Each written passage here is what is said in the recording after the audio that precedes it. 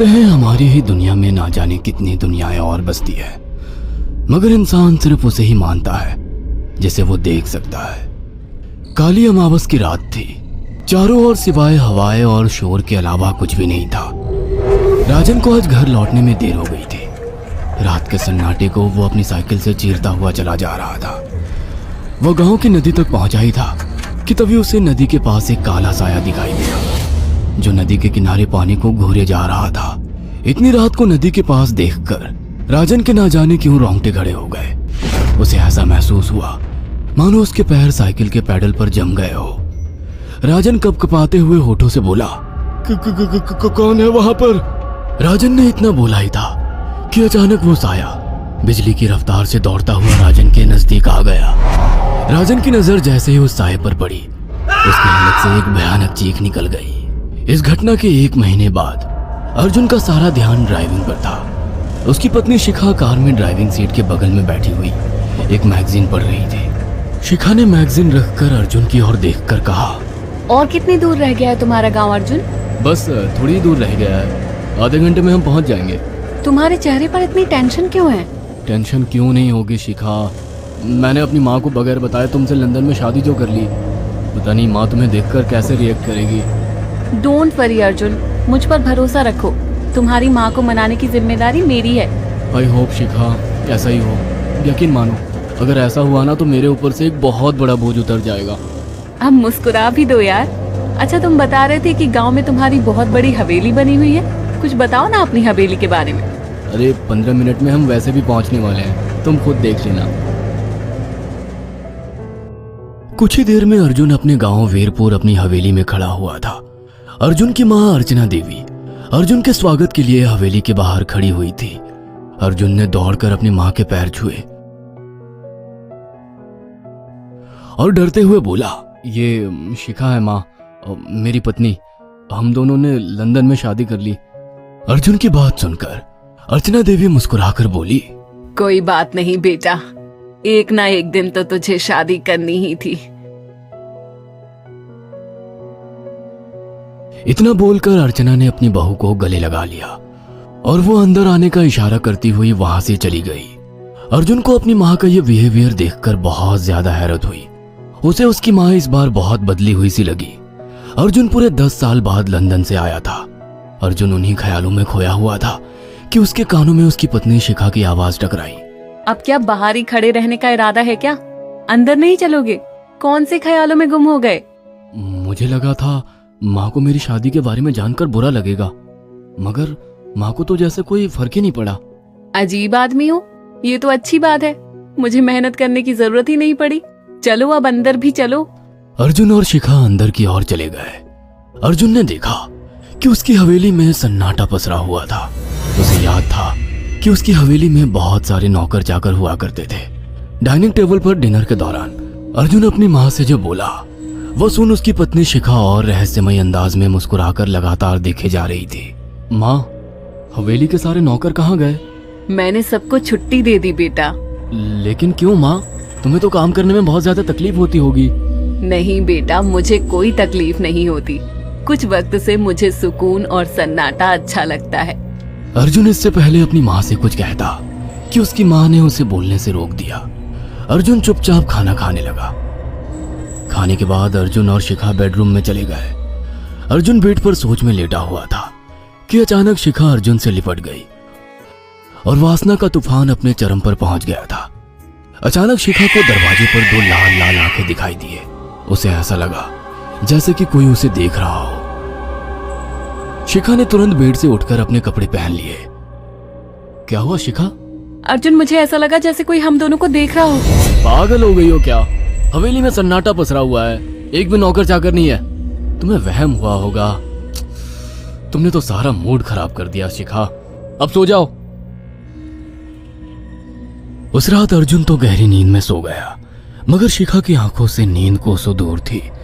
अगली सुबह शिखा जल्दी उठकर किचन की ओर चली गई, मगर उसने देखा कि उसकी सास अर्चना नाश्ता तैयार कर चुकी थी। माँ, आपने तकलीफ क्यों की? मुझे बुला लेती आप।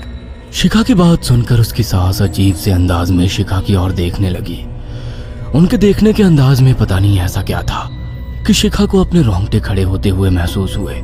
अर्चना धीरे धीरे करीब कदमों से शिखा के करीब आकर बोली, कोई बात नहीं बेटी, तुम्हें अब यहीं रहना है।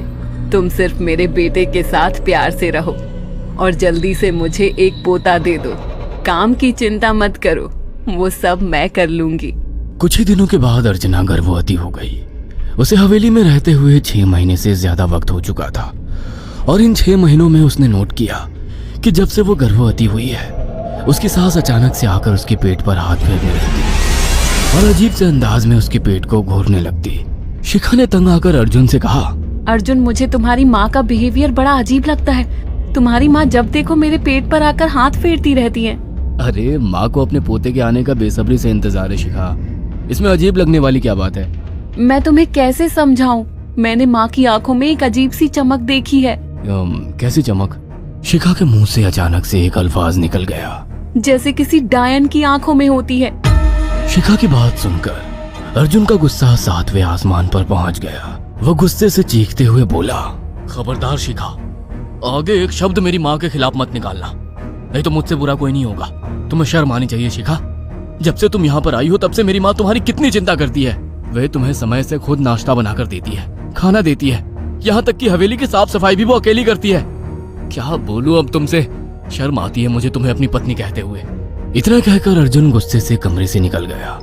शिखा अर्जुन से बहुत कुछ कहना चाहती थी मगर कह नहीं पाई।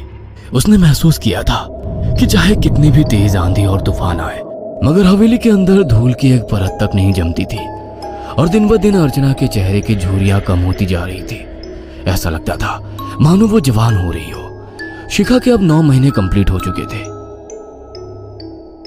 और एक रात अचानक उसे प्रेगनेंसी पेन होने लगे। वो दर्द से तड़पने लगी। ये देखकर अर्जुन घबरा गया। वो दौड़ा दौड़ा माँ को बुलाकर लाया और बोला, माँ, हमें तुरंत शिखा को किसी अच्छे हॉस्पिटल में एडमिट कराना होगा। अर्जुन ने देखा कि उसकी माँ ने उसकी बात को सुना ही नहीं। वो तो बस शिखा के गर्भ की ओर आंखें फाड़ फाड़ कर देखी जा रही थी। अर्जुन एक बार चिल्लाकर कहा, माँ, हमें शिखा को इसी वक्त हॉस्पिटल में एडमिट कराना होगा। नहीं, शिखा की डिलीवरी हॉस्पिटल में नहीं, इसी हवेली में होगी। लेकिन इस हवेली में आपके और मेरे अलावा कोई नहीं है। तभी शिखा दर्द से तड़पने लगी। अर्चना ने अपने बेटे को धक्के देकर कमरे से बाहर निकाल दिया और दरवाजा बंद कर लिया।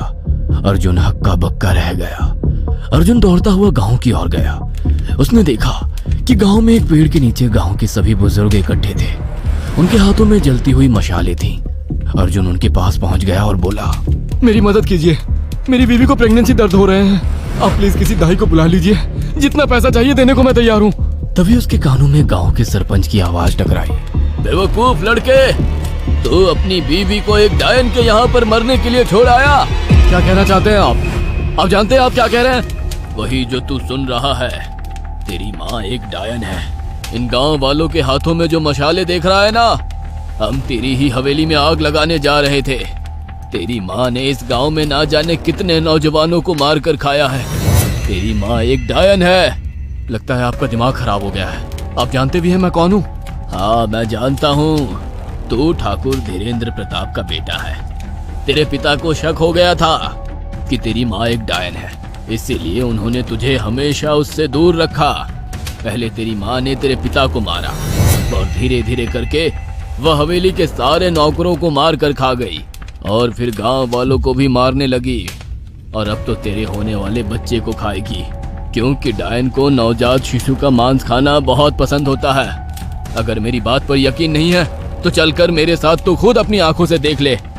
इतना कहकर सरपंच अर्जुन को लेकर हवेली की ओर चल पड़ा। उसके पीछे कई लोग थे जो जलती मशाले पकड़े हुए थे। हवेली के अंदर घुसकर उन्होंने उस कमरे के दरवाजे को तोड़ दिया जहाँ पर शिखा थी।